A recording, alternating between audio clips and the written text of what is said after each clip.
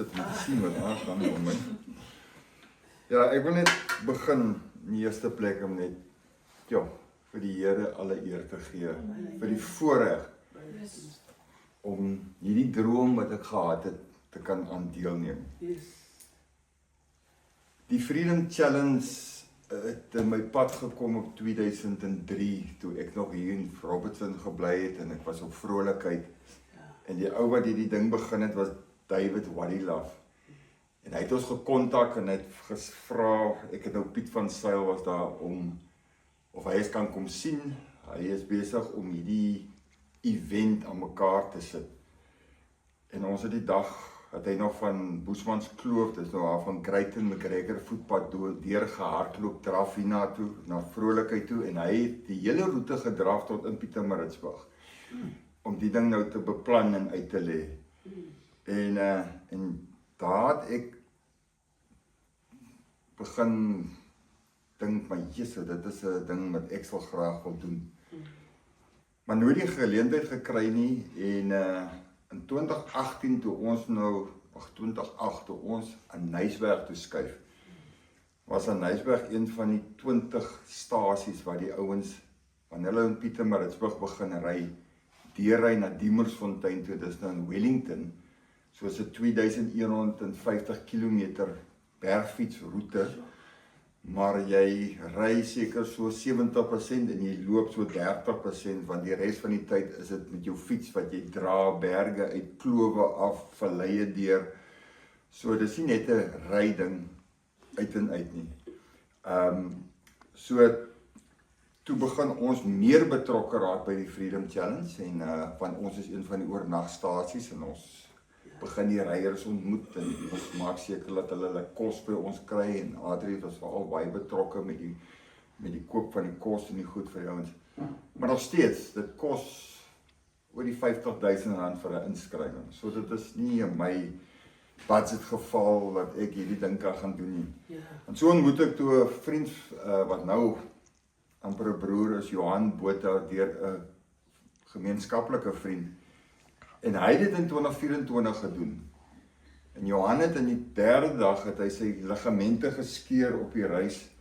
Hulle het dit met daktape vasgedraai, sodat die enkel daarom net in een posisie kan ry. En so het Johan gery tot by, net voor die Baviaans, was oor die 1300 km is.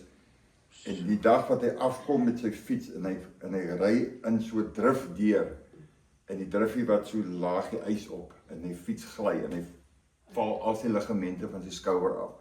En hy's uit die reis uit. Operasie, skouer en die enkel is toe geopereer. En so toe ontmoet ek en hy nou na die tyd, en hy hoor toe, maar ek wil graag dit doen. En Johan vra vir my, maar hy wil dit weer gaan doen, maar hy het dit nie klaar gemaak nie. Wil ek dit saam met hom gaan ry? Ek sê, ja, ek wil dit graag ry, maar bro, ek het nie die finansies nie. Hy sê, ek vra nie vir jou of jy die geld het nie, ek vra wil jy dit gaan ry. Ek sê, ja. Hy sê, is reg, die besigheid, hy is 'n besigheidsman, en hy het 'n groot paar besighede, sponsor my. En dis waar die ding toe begin het, waar ek die geleentheid gekry het. Maar nog steeds min wetende wat eintlik vir my voorgelê het in hierdie ding. Want ek dink nie jy kan ooit vir jouself geestelik, mentally en fisies voorberei nie. Jy dink dis 'n bergfietsding, en ons ry baie fiets en so aan, so ons is mos nou algemeen lekker fiks. Maar hierdie was net totaal 'n ander tipe event. En ek wil net ietsie lees, die papier wat hulle vir ons gestuur het, die lys van goed wat ons moes kry nou om jouself voor te berei. Behalwe die inskrywingsfooi, dink ek wat het nog 'n paar R30.000 plus gekos om alles te hê, want jy moet medikasie hê wat jy moet saamry. Jy het 'n rugsak, en al jou goed is in jou rugsak vir die duur van jou reis. Dit is jou klere wat jy dan in die aand moet uittrek, jou fietsryklere, jou kos wat jy deur die dag moet saamry, jou medikasie, jou fietsparte, want jy moet self kan as jy 'n mechanical het op die reis, moet jy jou fiets kan regmaak. Anders is jy uit. Daar's geen support van niemand nie, dit is 'n self-support reis. As jy wegraak in die berge, jy het 'n trekker op jou, almal het 'n trekker, so almal kan ons trek.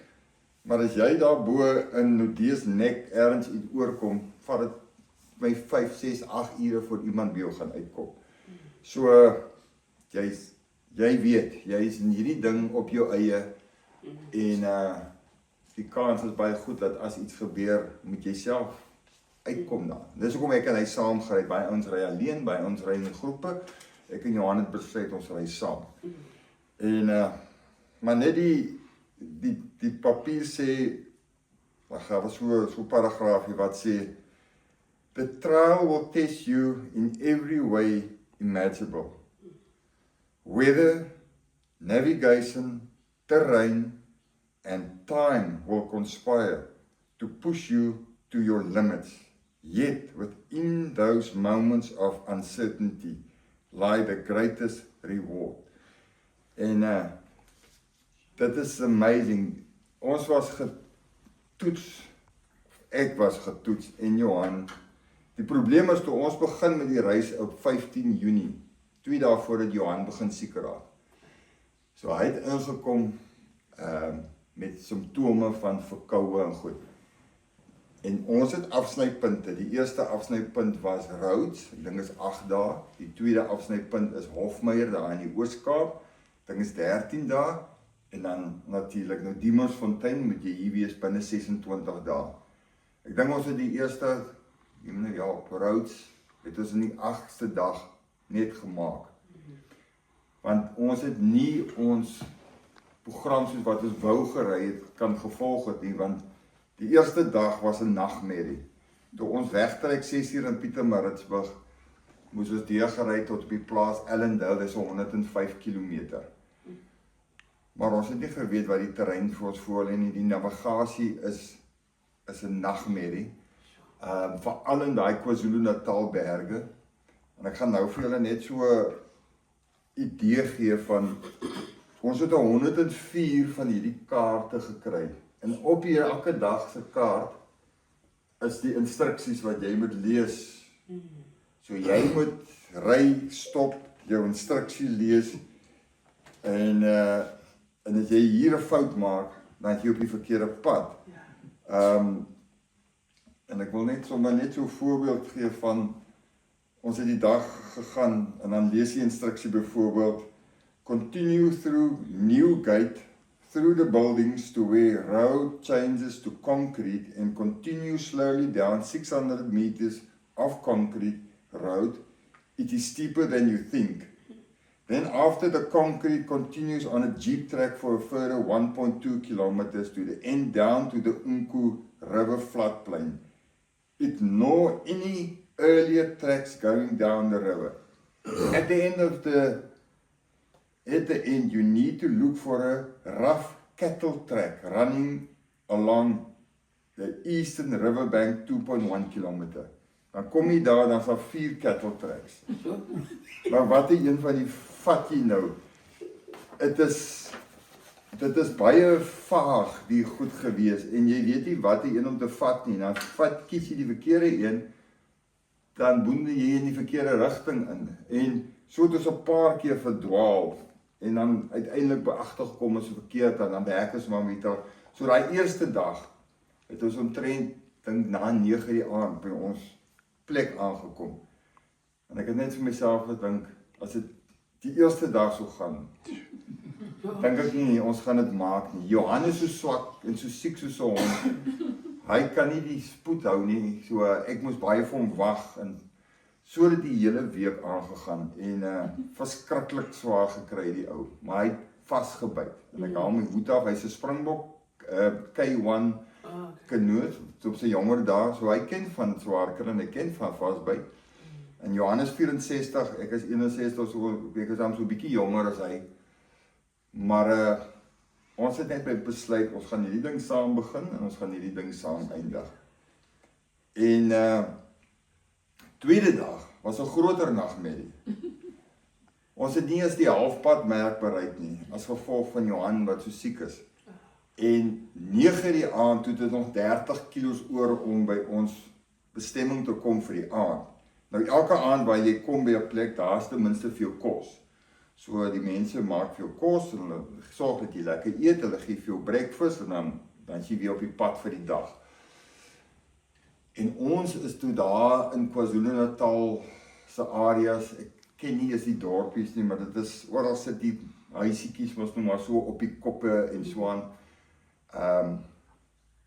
Almal is Zulu sprekend, so jy ry daar en hulle groet jou, jy voel glad nie eers, ek moet sê, ek het nêrens ongemaklik gevoel of onrustig nie, almal is vriendelik, maar dis toe 9 die aand, die instruksie het weer gesê, jy gaan deur 'n driffie ry, en voor jy by 'n tweede driffie kom, is daar 'n kettle track wat links draai, en jy moet dit vat.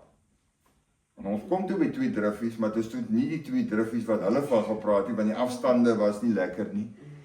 En ons boende daar in die berg op vir 'n halfuur, en ons besluit, nee, dit is verkeerd, en ons kom toe terug. Nou gaan sit ek, en hy man is so siek soos 'n hond, en dit is 9 die aand, en ek sê vir Johan, ons gaan nie nou die berge in nie, dit is onnoosel wees. Ok, nou moet ons by ons hê, space blankets, 'n bivvy so goed, sodat as jy die nag in die veld moet slaap, dan het jy ten minste jou kan help, dat jy dan net survive die koue, want dit is in die winter, in die hartjie van die winter. En ons sê, nee, okay, ons gaan nou maar hier ergens, en nou sien ons daar brand so 'n liggetjie, ons weet, so huisie, se lig. Johan sê, kom ons gaan klop by daai mense.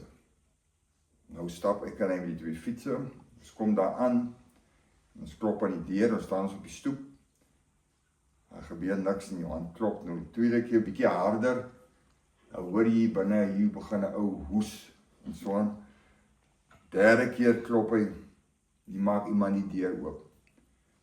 Johan sê toe vir hom, ek bedoel, ons is fietsryers, en hy praat nou maar in Engels, en hy sê vir hom, ons is verdwaal, kan ons nie net vanaand op sy stoep asseblief slaap nie, ons wil nie veld slaap nie, ons voel net 'n bietjie veiliger as dit, ons wil net hier lê. Hy kyk ons so, hy sê, wait, en hy maak die deur toe, nou staan ons maar weer buite. Nou hoor ek hier binne in die huis het so 'n bietjie van 'n geskarrel, en ek kom uit, ek maak die deur oop, nou is hy aangetrek. Hy sê, now you're gonna sleep inside. En hy het 2 dogters, dis in die een kamer, hy het hulle opgejaag, 2 groter kinders.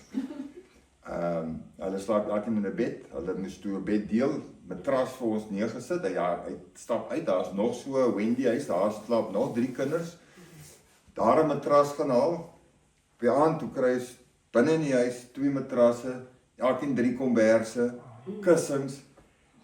Hy vra toe, moet ons die 4 hert vir ons aansteek? Ek sê nee, ons soek net 'n plekjie om veilig te slaap. Slaap hier aan, maar die hele huishouding is siek. Hulle hoes, weet, hulle is nie naby dokters nie, dis, jy kan hoor, dit is, gaan maar rof daar. Maar ons slaap, die oggend, hoe kry ons warm tee, soet tee, meisiekinders vir ons gemaak, en hy sê toe vir ons die oggend, maar hy weet waar die pad is wat ons moet vat, hy weet waar die ouens is, hy sê ons vat so, in die oggend, toe stap hy met ons uit, hy is toe op pad na die taxi ring toe, wat nog hele en verder is, maar toe sit hy ons op die regte pad, en toe is ek en Johan weer op die pad. Weet, ongelooflik, dit is daai persoon vir 2 wit mense wat voor sy huis kom klop 9 die aand, maak hom wakker, en vra vir hom, sê ek en Johan nog vir onsself, sal ons dit doen, as 'n swart man vandag my deur kom klop, en vra, het jy vir my slaapplek, ek is verdwaal.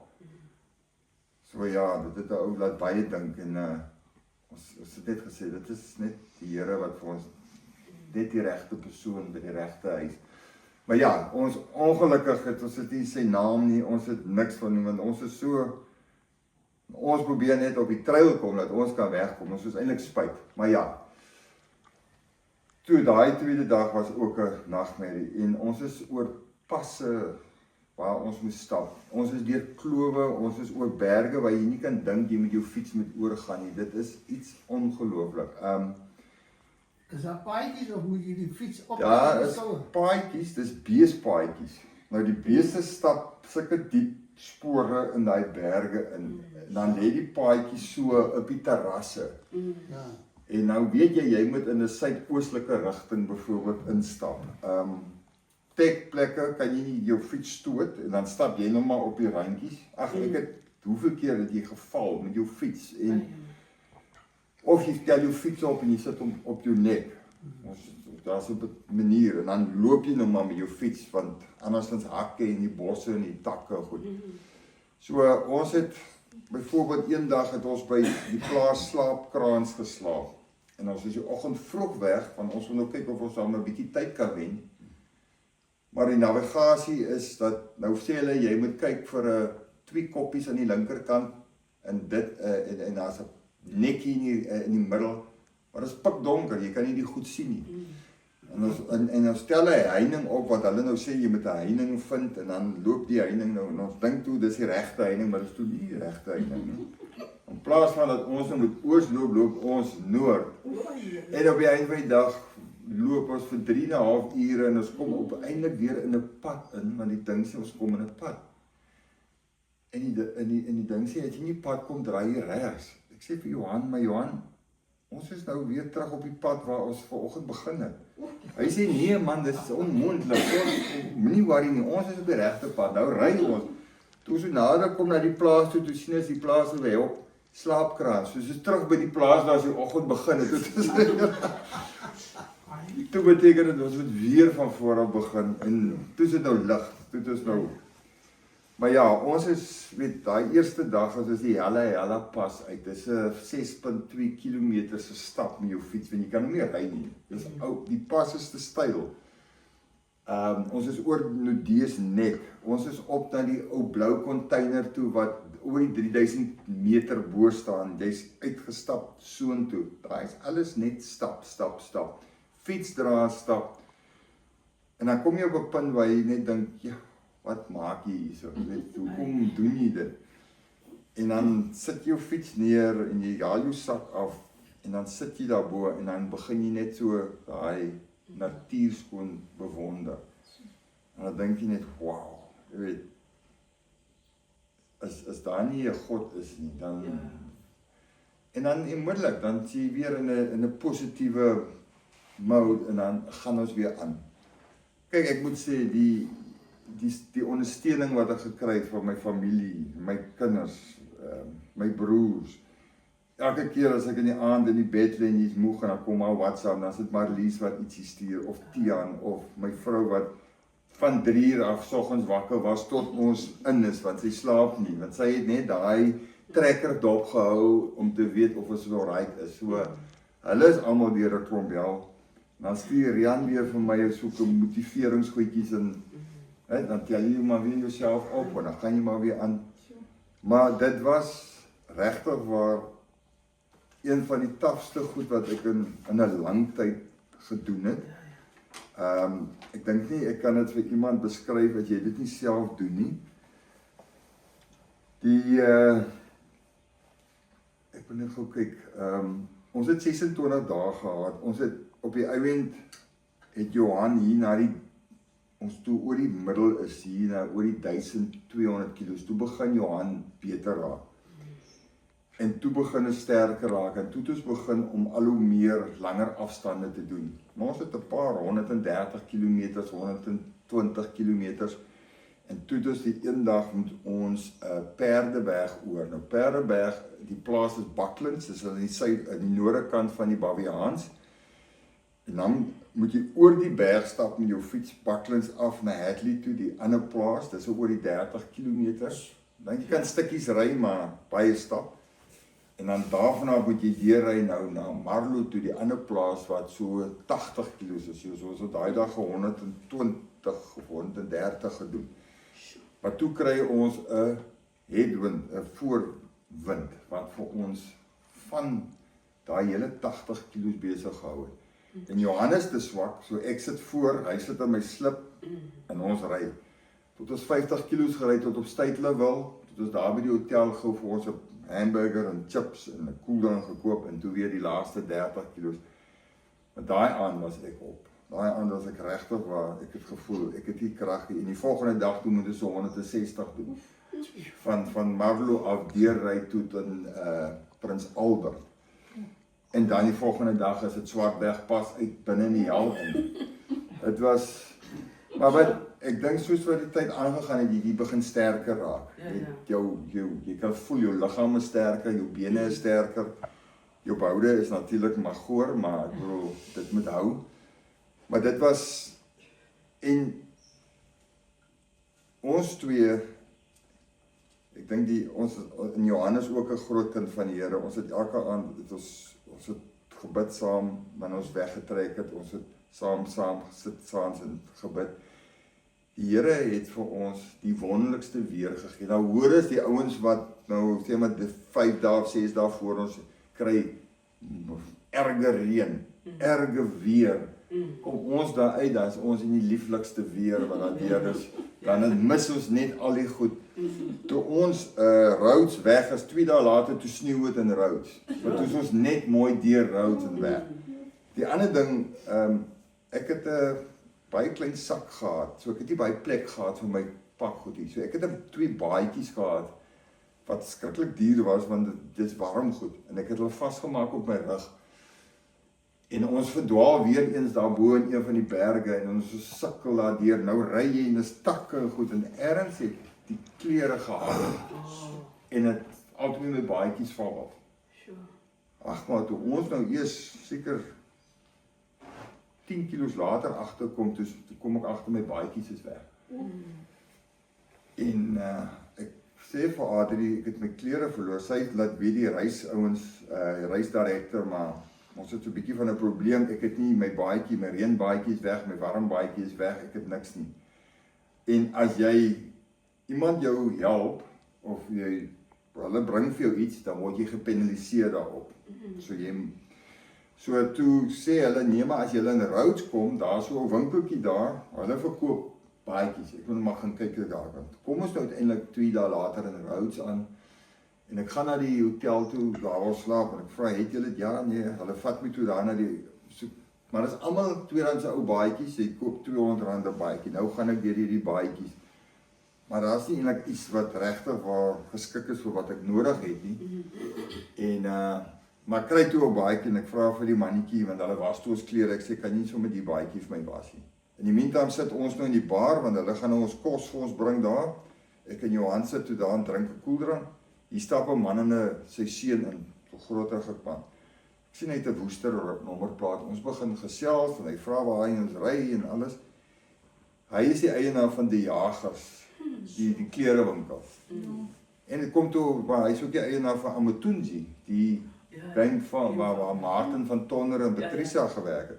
Ek sê maar ek ken van Amatunzi, ek het baie daar gewerk en saam met Martin begin nou lekker gesels en hy hoor ek het 'n baadjie verloor. En ons gesels toe so en hy is later daar uit en hy kom terug en hy bring vir my so 'n blou baadjie, high-tech.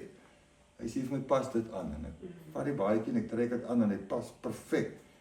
Hy sê vir my hy het so 'n deal met high-tech, as hulle sekere reeks klere nie het nie, dan gee hulle dit vir hom en hy verkoop dit. Pas die ding, ek sê hy pas perfek. Hy sê daar sit jou baadjie.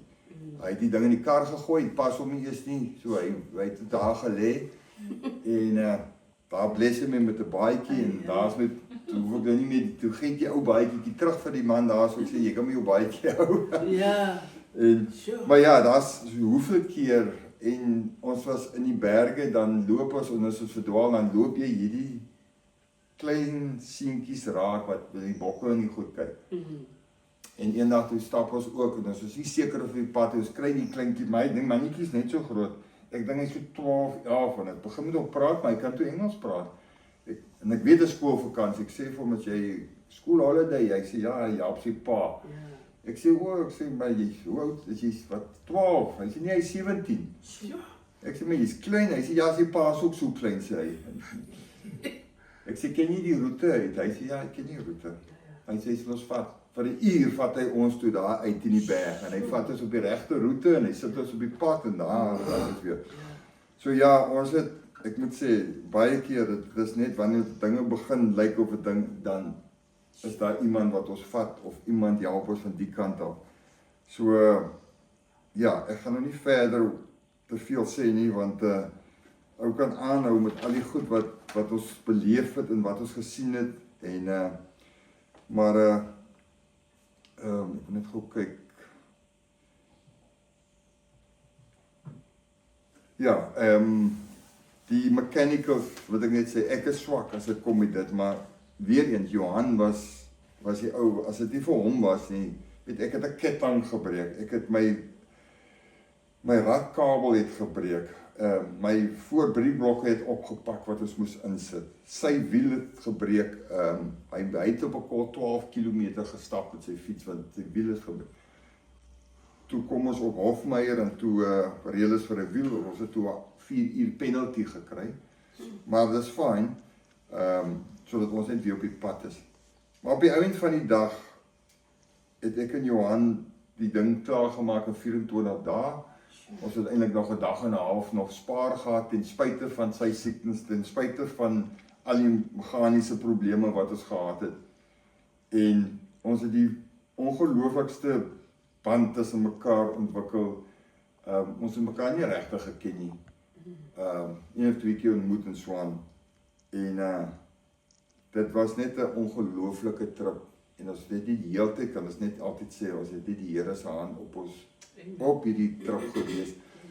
Ek het myself te pletter geval in 'n drif, kniestuk en so, maar ek kan my arm gebreek het. Ek kan iets anders gedoen, maar net 'n paar velle stukke en so. Fiets het gebreek, maar ons het dit reggemaak en ons is weer op die pad. En ja, so en ek wil net vir my vrou sê, want ek dink ek het haar 'n paar grys hare gegee vir hierdie 24 dae wat ons weg was, wat sy nie altyd seker is waar is nie, want die trekkers is nie altyd so vinnig nie. Jy ry al 5 kilos ver en dan wys hy nog jy saam moet hê, dan dink sy ons is verdwaal, maar dan iewers skielik dan registreer die goed weer. So ja, daar was soveel goed en dan wil ek net dankie sê vir julle array in die kerk wat almal gebid het. Ek weet, ek bedoel dit was skoolvriende, werksvriende, familie, die kerk, almal. En as dit nie vir dit was, dink ek het ek dit nie gemaak nie, maar ons was en op die einde van die dag kry jy 'n Basotho kombers en dit is jou prys. Dit is daar's niks fancy goed aan nie. Dit is 'n reis vir jouself. Teen jouself, jy ry nie teen ander mense nie. Dit is net en daar's my gevra sal ek dit weer doen. Sê ek hoef seker nie dit weer te doen nie. Maar ek dink die tweede keer is makliker, maar die eerste keer is alles onbekend. So 'n tweede keer sal altyd makliker wees, want nou het jy bietjie meer, jy wyser, jy weet hoe om in te pak, jy weet wat is nodig, wat is nie nodig nie. Jy ken die omgewing beter. Maar dit was nog steeds 'n ongelooflike experience wat ek nie regtig vir iemand kan verduidelik as jy dit nie self deurgemaak het nie. So ja, sorry, ek het nou baie gepraat, maar baie dankie. Want dit was 'n ongelooflike ervaring en ek wil die Here se hand was net van dag 1 af. Van die dag wat Johan vir my gesê het dat hy sal vir my betaal, is hierdie ding vir my moontlik gemaak. En 'n paar keer wou ek ophou nie, maar voel ek so negatief. Dan sê ek maar, die Here sal nie vir my die geleentheid gee om dit te doen. En ek moet nou my kant bring. Ek het 'n verantwoordelikheid. Hy gaan nie vir my die ding trap nie, maar hy maak vir my die deure oop. Hy sit die mense op ons plek, hy gee vir ons slaapplek, hy maak seker dat ek my baadjie wat ek verloor het weer terugkry, sodat ek hierdie reis kan voltooi. Maar ek het 'n verantwoordelikheid. Ek moet my trap, ek moet in die wind sit en kou, ek moet koud kry, ek moet swaar, want ek wil dit gedoen het.